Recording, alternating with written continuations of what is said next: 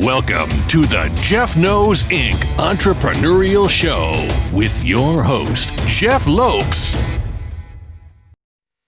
We are live on the Jeff Knows Inc. podcast. I'm your host, Jeff Lopes. I am super stoked to have on a very, very, very close friend. One of our first guests on the Jeff Knows Inc. podcast about 6-7 months ago. Since then, we've become very close. Adam Jablin. Adam, say a big shout out to everyone, brother. What's up, guys? Jeff, I'm so proud of you, man. Look at this. This is great.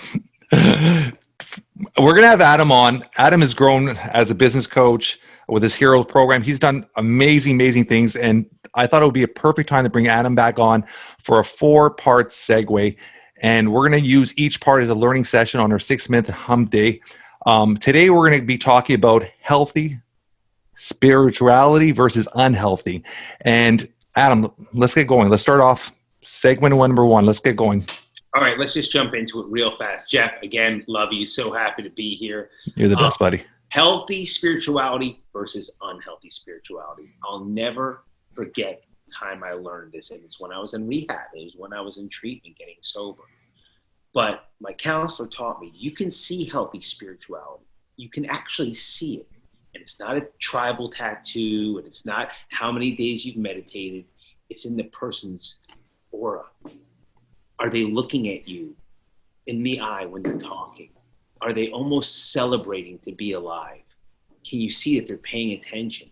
Can you notice that they're finding their words quickly, right? They're happy to be with you. They're happy to be in the moment. You can see from a mile away healthy spirituality. At the same time, you can see unhealthy spirituality. It's in the sadness, or it's in the darkness. It's in the I don't make a lot of eye contact. A lot of nothing seems to be going good. And I feel comfortable saying this, especially with his comeback. You can see healthy spirituality versus unhealthy spirituality really fast in some clips of Mike Tyson. Today, he is alive. He is well. He's phenomenal. He is a spiritually healthy guy. And you'll see some videos of him when he was unhealthy spirituality. Even though he was jacked and young and possibly even the champ in those videos, he didn't have it. He didn't have it. Couldn't find his words. In a dark place, ended up going to jail, ended up doing a lot of drugs, and look, now it's the comeback, it's the ultimate. So healthy spirituality versus unhealthy spirituality. Remember, it's how we conduct ourselves. Let me drive a quick question to you, Adam. Sure. Could you pass on the healthy spirituality to somebody? And now what I mean by that is I was having a conversation with somebody yesterday, and I think one of the lost things a lot of people have, I shouldn't say lost things, something we don't see as much, and something I've instilled in my kids, is something simple. Like you're walking down the street, and now it's even harder with the mask, but smile at somebody.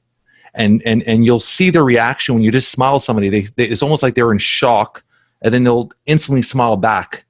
And it's like that little moment could change that person's output for the rest of the day, their energy, their feelings.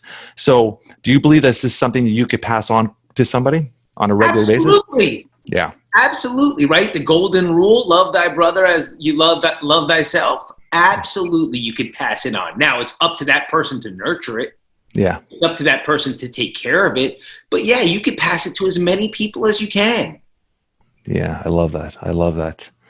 And I'm going to put on all our show notes how to, is there anything else you want to add to that, Adam? Look, like anything, you're going to have to feed it, take care of it, nurture it. Your spirituality, it has to be taken care of like a child. Do you have any tips to do that? Yeah, real fast. I mean, I'm a big believer in starting a meditation streak. Yeah. Right? Big believer. What's yours at right now? I'm at 1,000 days. I love that. I see that on your storyline every day. 1,000 days. So quickly with meditation, there's different names, I should call it, or different ways of looking at meditation. It could be prayer, it could be meditation, it could be just breathing. I've been doing this now for about 3.5, 4 months where I do 5-10 minutes every morning, and it's a reflection time. And I just sit down quiet in the morning, 4:30, 4:45 in the morning, and I just breathe, concentrate my breathing, think of my day past, think of my day, what's going to happen today. That's my form, quote unquote, of meditation. So it could be different forms. Absolutely. Okay. Any form, that mindfulness, TM, transcendental meditation. Yeah. I do separate prayer and meditation. I believe, prayer is a way of speaking to God, talking to the universe.